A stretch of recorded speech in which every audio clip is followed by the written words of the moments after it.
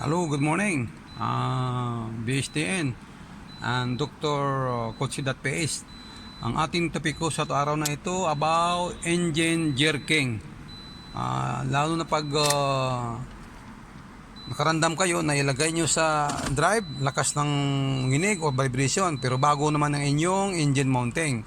Ngayon, pag in-accelerate mo, start ko ha. Pag accelerate ko, parang may sabit, ika nga pag-accelerate, hindi siya smooth.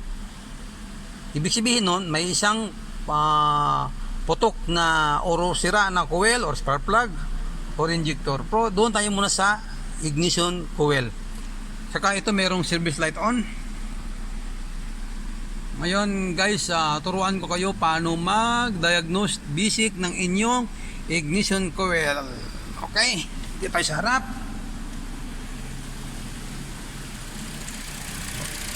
Ito yung ating ignition coil. Apat yan. 1, 2, 3, 4. Ito yung number 1, number 2, number 3, cylinder number 4. Ito naman, visually check nyo yung ignition yung injector. Okay naman itong connector nya. Ang gawin nyo guys, paano mag-diagnose ng inyong ignition coil. Ito basic lamang ha. Bawa, pag hinugot ko ito,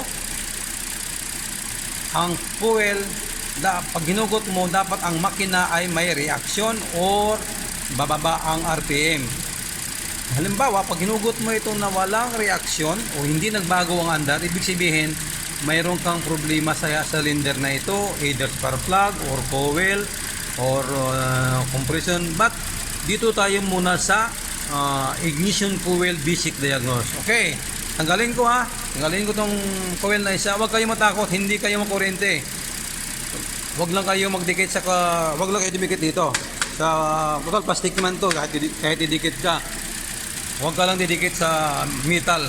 Ayun, hugutin ko yung coil. Number 1 ha. Tingnan niyo, magbabago ang andar o tunog ng makina. Ayan, nagbago. Ibalik ko. Balik sa pino. Number 2, tanggalin ko ulit. Nagbago, tapos lumalagatik yung madinig yung lumalagatik yung spark ng kuryente. Number 3, huwag kayo matakot, hindi kayo makuryente niyan. Huwag kayo matakot, babae man o lalaki. Ayan, nagbago. Nagbago, di ba? Itong number 4. Okay, tingnan niyo maigi. Walang reaksyon, walang lagatik ng spark plug electric.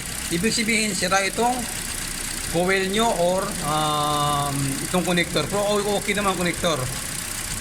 Okay, salamat po sa araw na ito. Sana mayroon kayong natutunan sa aking video. Subscribe lang po. Salamat. Guys, halimbawa, bago kayo bumili ng coil, ang gagawin nyo, itong number 4, i-markahan nyo ng X. Ibig sabihin, may marka na kayo. Ilipat nyo sa number 2 or number 1. Ngayon, pag itong nalipat nyo na coil, napunta dito ang kanyang problema na walang reaction during nag-remove ko ng ng coil, ibig sabihin ay 100% coil ang sira. Kaya guys, salamat ulit, subscribe sa akin channel.